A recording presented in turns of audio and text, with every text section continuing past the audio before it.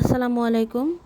আজকে আমার ভিডিওটা হচ্ছে আমি এনটিআরসি এর ভাইবা প্রিপারেশন কিভাবে নিয়েছিলাম সেটা সম্পর্কে। মার্চের 4 তারিখে আমার মোবাইলে মেসেজ এসেছিল ভাইবার ডেটের। তো আমার ভাইবা ছিল 10 তারিখে, যেটা এখন আমি দিয়ে ফেলছি। তো কিভাবে কি প্রিপারেশন নিলাম সেটাই জানাবো। আমার বিষয় হচ্ছে জীববিজ্ঞান, আর আমি পরীক্ষা দিয়েছিলাম হচ্ছে স্কুল পর্যায়ে।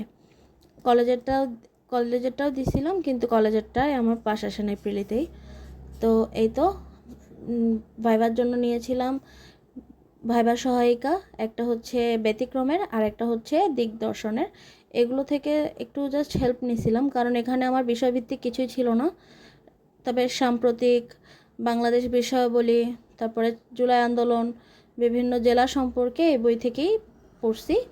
আর টপিক ছিল যেগুলো আমার রিটেনের টপিক ছিল, যে অধ্যায়গুলো ছিল ওগুলোই। তো আমি বিভিন্ন ইউটিউবের বিভিন্ন ভিডিওগুলো দেখে একটা আইডিয়া নিছি। আইডিয়া নিয়ে এই ডায়েরিটাতে রাফ করে রাখছিলাম যে কী কী পড়া যাবে, সে অনুযায়ী হালকা হালকা পড়ছি যতটুকু আমি ইউটিউবের ভিডিও দেখে আইডিয়া নিছি। তো আমার কাছে সময় ছিল না, আমি প্রায় 3-4 দিন হাতে নিছিলাম। 3-4 দিন সেহেরি পর্যন্ত, রাতে পড়তে বসে সেহেরি পর্যন্ত পড়ালেখা করে এতটুকু ডিসাইড করছি। এটা হচ্ছে আমার যেদিন আমি পরীক্ষা দিতে যাব, 9 তারিখ রাতের ভিডিও। তো প্রথমেই হচ্ছে এনটিআরসি এর পূর্ণরূপ, তারপরে যেহেতু আমাদের রাজধানী ঢাকা সম্পর্কে পড়লাম, ঢাকার পৌরসভা, সিটি কর্পোরেশন কয়টার শিক্ষার হার, মুক্তিযুদ্ধের সময় এটা কত নম্বর সেক্টরে ছিল। সেম এভাবেই আবার পড়ছি চট্টগ্রাম নিয়ে, চট্টগ্রাম কখন প্রতিষ্ঠিত হচ্ছে, আয়তন, জনসংখ্যা, এগুলো। প্লাস আমার বাড়ি হচ্ছে বরিশালে, তো বরিশাল সম্পর্কেও পড়ছি, কারণ ওই ইউটিউব ভিডিওগুলোতে দেখছিলাম যে আপনার জেলার কী কী বিখ্যাত বিখ্যাত ব্যক্তিবর্গ কারা, এগুলো নিয়ে প্রশ্ন আসে। এরপরে আরও দেখছিলাম যে আমার যে কলেজ, আমি যে কলেজ থেকে অনার্স করছি, সেই কলেজ সম্পর্কে আমি কি কি জানি, ডিপার্টমেন্টাল হেডের নাম, এগুলো সম্পর্কে। তো আমি এগুলো সব এক জায়গায় নোট করে রাখছি, যদিও সব আইডিয়াগুলো পাইছিলাম আমি ইউটিউব থেকে। এরপর আমার নামের অর্থ শুনছি, এগুলো জিজ্ঞেস করা হয়। এরপর জুলাই বিপ্লবে যে ইম্পর্টেন্ট ঘটনাগুলো আছে ওগুলোর তারিখ সম্পর্কে পড়ছি। তারপর প্রধান উপদেষ্টাকে, শিক্ষা উপদেষ্টা কিছুদিন আগে চেঞ্জ হয়েছিল, শিক্ষা উপদেষ্টার দায়িত্বে এখন কে আছে ওইটা সম্পর্কে। এরপর আমাদের ডক্টর মোহাম্মদ ইউনুস প্রধান উপদেষ্টা নিয়ে পড়ছি, ওনার জন্ম, তারপরে উনি কী কী পুরস্কার পাইছে, উল্লেখযোগ্য বই, ওনার অনেক অর্জন যা একসাথে তো শেখা সম্ভব হয় না। আমি কয়েকটা পুরস্কার কত সালে পাইছে, তারপরে গ্রামীণ ব্যাংকের প্রতিষ্ঠা, এগুলো সম্পর্কে পড়ছি। তারপরে ইউটিউব থেকে এটুকু আইডিয়া নিয়েছিলাম যে সবচেয়ে বড় প্রাণী, ছোট প্রাণী কাকে বলে, দেন ক্ষুদ্রতম পর্ব, বৃহত্তম পর্ব, মানবদেহের হাড় কয়টা, তারপরে ছোট হাড় কোনটা, বৃহত্তম হাড় কোনটা। আর প্রথম টপিকটা ছিল যে কোষ ও কোষ বিভাজন ও টিস্যু।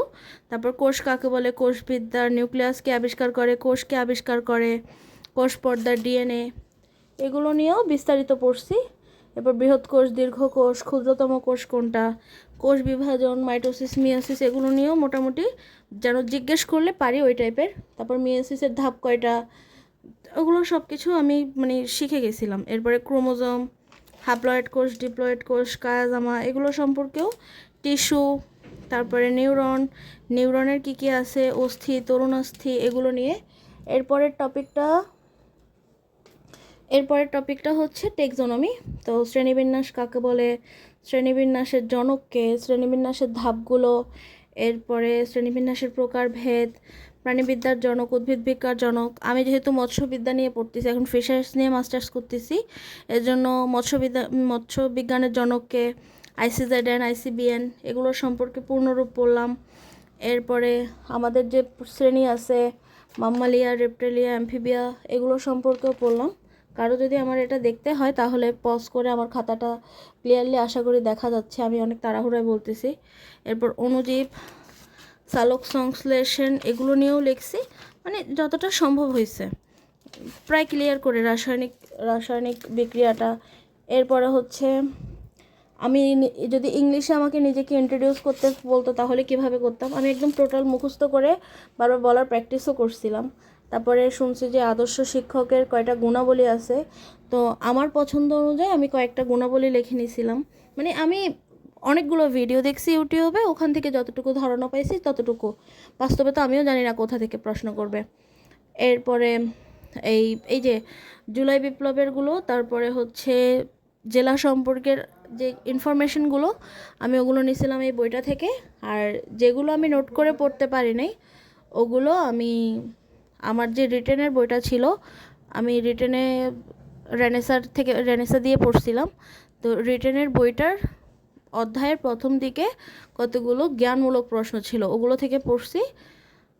তো ভাইবা তো দিয়ে ফেলছি, আর পড়াটা আমার কাজেও লাগছে।